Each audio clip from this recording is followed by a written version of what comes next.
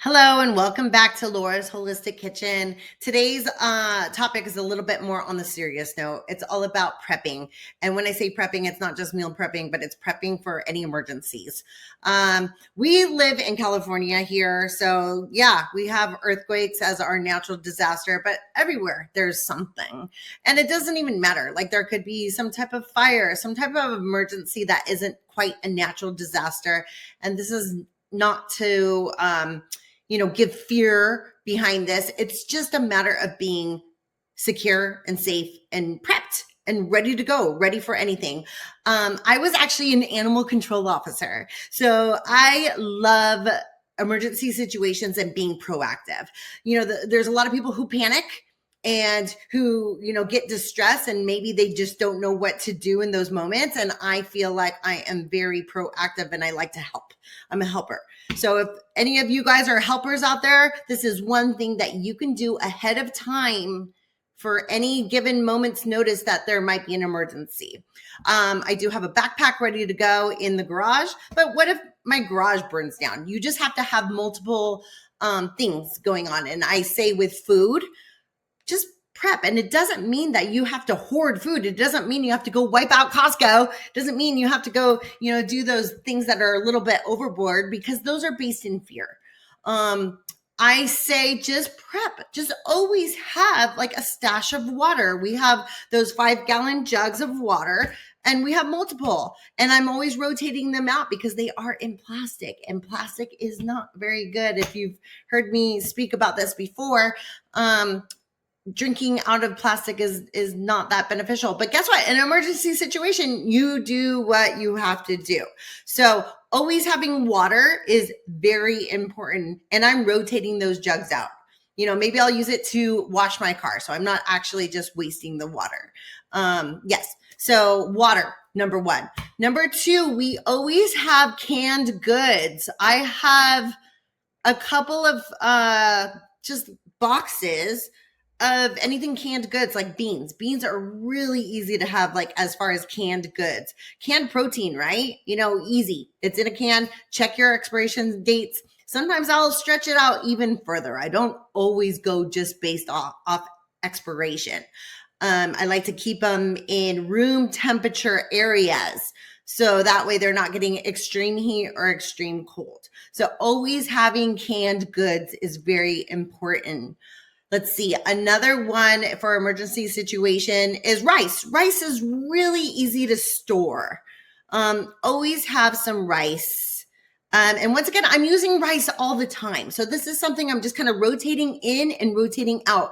I won't just have enough rice that's going to make me dinner for one time. I'm going to go to Costco and probably buy a big bag of rice and then portion my way through that. So rice is something that's super easy to have on hand just in case of an emergency situation.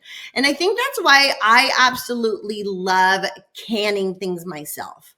I love the whole kitchen apothecary where you are either dehydrating or canning and sealing goods that you can use much, much later. Like those kind of canned goods last years.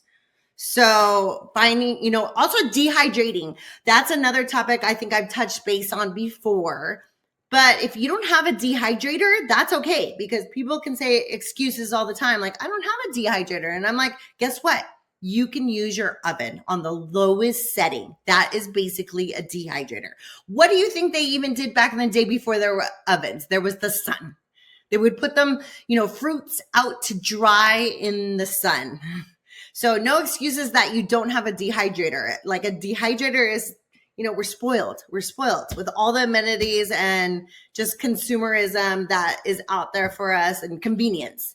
So dehydrating anything, you can dehydrate meat. That's beef jerky right there. I've dehydrated mushrooms. That is a really good source of nutrition. And then, of course, fruits and vegetables. Fruits are so fun dehydrated. I've recently dehydrated kumquats. That is like a nature's sour candy. Like if you love like those sour candies that are out there, and I'm not going to lie, like those are one of my favorite little treats, like Sour Patch Kids back in the day, but they're awful for you. So dehydrated fruits, love kumquats, dehydrated citrus or apples. Those are so easy to do. You just do it on the lowest setting. Typically a standard oven goes to 170. So a couple hours, just always keeping an eye on things that you don't want to burn. I even dehydrate my microgreens and I grind it down into a powder, and that's basically protein powder. So it's so easy to store food that you're going to use on a daily basis when you're cooking, and you're just rotate it through. It's kind of like when you work at a restaurant. I've worked at a restaurant plenty of years of my life, and we always rotated the food through. We always had a stock of something. And just because you don't have one thing, that's okay too. Maybe extra up in another department and have extra of that. So just being ready for anything, especially emergency situations. You never know what's going to happen. What if we don't have electricity? That is another one. Like if you don't have electricity, what are you going to do? You can't use your stove, or you could, I guess it's gas.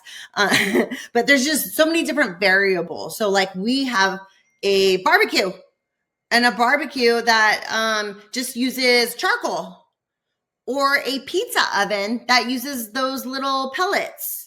There's no electricity, there's no gas, and maybe even having a few extra tanks of propane. Propane's good in a barbecue too, so it just depends on what kind you have, and always having a backup stash and a plan. Yes, always having a plan. I think like just speaking to your family, your loved ones, your friends, your neighbors, and that is the reason why I'm so huge on microgreens, because you can literally grow them next week. Like have a full tray of microgreens. If you planted them today, by next week, you would be ready to harvest them and have nutrition at your fingertips. So I want to encourage people how to be self-sustainable, and that you can be prepared for anything. Like what if the grocery stores are wiped out? What are you going to do? It's a legitimate question. Like, what are you going to do? Do you have these tools in your tool belt? Do you have this knowledge? Can you, like, we have soil, we have seeds, we have filtered water. We are ready for anything. We can grow fresh greens and have them ready in 7 days.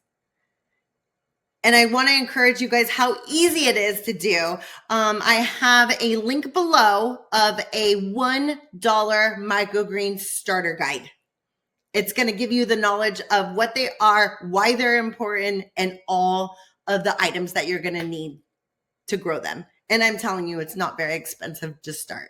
It's one of those things that you don't have to invest very much, but guess what? You're investing in you. You're investing in your health. You're investing in any emergency situation to be prepared.